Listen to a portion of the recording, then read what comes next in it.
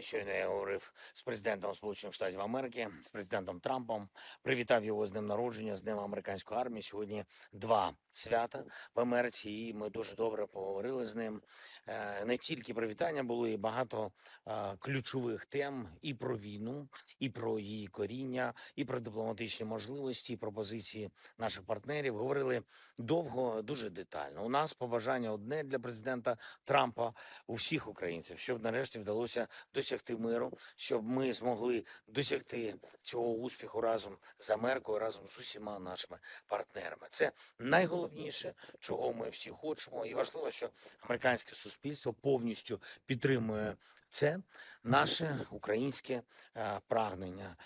Прагнення до достойного миру підтримує нас у захисті від російської війни. І абсолютно правильні слова президента Трампа сьогодні були, зокрема, про наш Крим, саме із захоплення Криму Росією все почалося. І що якби тоді було сильне лідерство, то усієї війни просто не було б. Не було би. Я подякував президенту Сполучених Штатів Америки за всю допомогу, яку надали Сполучені Штати. Ми домовились про нашу з ним зустріч найближчими днями в Європі. Будуть формати Групи Семи. Звісно, Україна і наш захист, наші можливості прийти до миру будуть серед головних тем. Є вже активний графік на весь наступний тиждень. Також з нашими європейськими партнерами і усіма учасниками Групи Семи.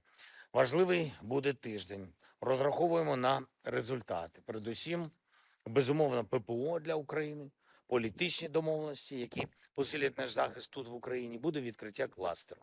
Кластер для України та Молдова і кроки на довготривалий мир.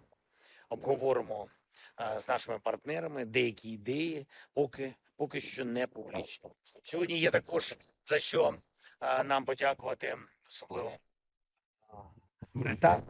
Затримали російський нафтовий танкер своїх берегів. І це перший такий крок саме британців. За цей рік в європейських морях стали доброю традицією затримки російського тіньового флоту. Нафта має зупинятись, щоб російська війна наближалась до зупинки.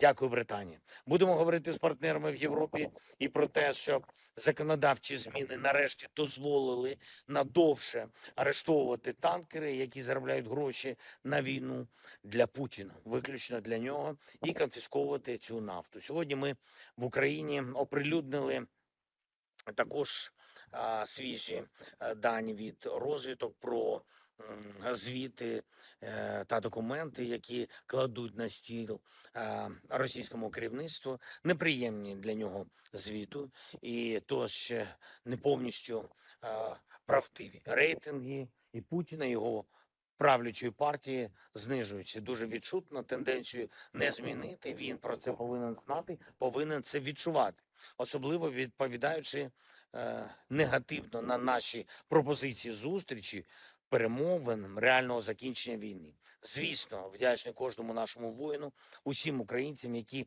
захищають позиції нашої держави, які працюють на Україну, які допомагають нам відстоювати національні наші українські інтереси.